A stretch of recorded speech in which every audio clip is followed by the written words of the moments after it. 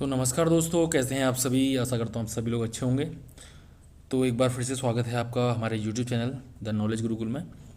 तो आज हमें जो दो एक महत्वपूर्ण कह सकते हैं यहाँ पर तथ्य प्राप्त हो रहे हैं, किस प्रकार से जो है आज न्यूज़पेपर में इसके संबंध में जो एक प्रकरण आया हुआ है उसके ऊपर बात कर लेते हैं।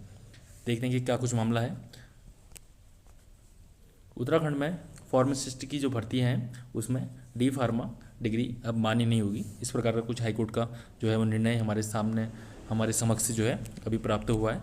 देखते हैं कि क्या कुछ इसमें अंदर जो प्रकरण रखे गए हैं, क्या कुछ व्यवधान और अन्यत्र चीज़ें जो है शासन प्रशासन की तरफ से पेश करी गई थी और क्या कुछ अंतिम फैसला जो है हाईकोर्ट की तरफ सुनाया गया है। देखते हैं। संशोधन होने तक केवल डी फार्मा और राज्य फार्मेसी काउंसिल में पंजीकृत उम्मीदवार ही इसके पात्र थे। ठीक है, अब देखते हैं आगे। हाईकोर्ट ने फार्मासिस्ट पदों पर भर्ती पर अहम फैसला सुनाया। अदालत ने स्पष्ट किया कि मौजूदा सेवा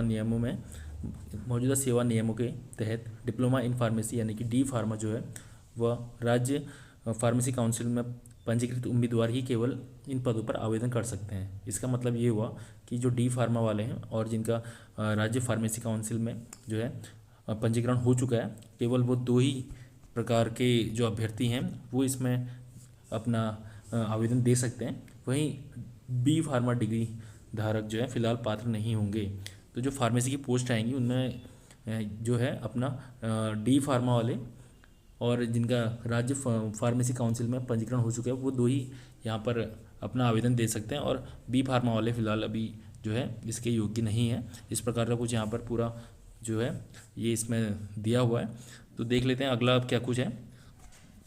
नर्सिंग ऑफिसर भर्ती में उम्र निर्धारण पर राहत। अब देखना है कि जो बीच में नर्सिंग ऑफिसर की 2600 कुछ पदों पर भर्ती आई हुई थी उस पर अब क्या कुछ जो उम्र सीमा से संबंधित ऑफिस थी उसके संबंध में हाईकोर्ट का क्या कुछ यहाँ पर फैसला आया। उत्तराखंड हाईकोर्ट ने नर्सिंग ऑफिसर भर्ती मामले में अभ्यर्थियों को बड़ी राहत दी है। आदेश दिया है कि 11 मार्च 2024 को जारी विज्ञापन के तहत भर्ती प्रक्रिया में आयु सीमा तय करने के लिए आधार 1 जुलाई 2020 मानी जाएगी, न कि 1 जुलाई 2023। न्यायमूर्ति रविंद्र मैठानी की एकल पीठ में यह आदेश सुनाया गया है।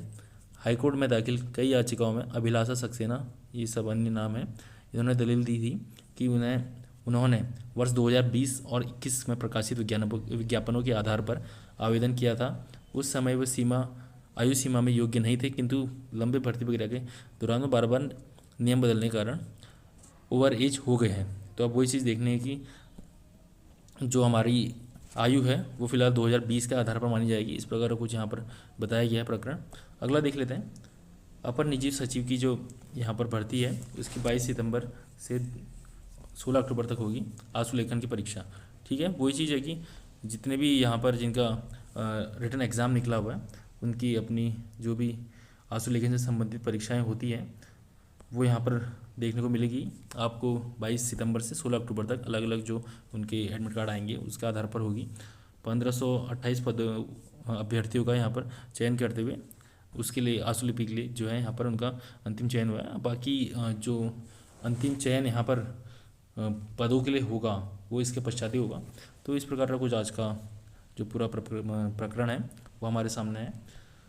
ठीक है दोस्तों, कैसा आज का वीडियो लगा बताना, और बाकी चैनल पर नहीं हो तो चैनल को सब्सक्राइब करें, क्योंकि इसी प्रकार की जो वीडियोस है हमारे चैनल पर निरंतर प्रतिदिन आपके समक्ष उपलब्ध होती हैं।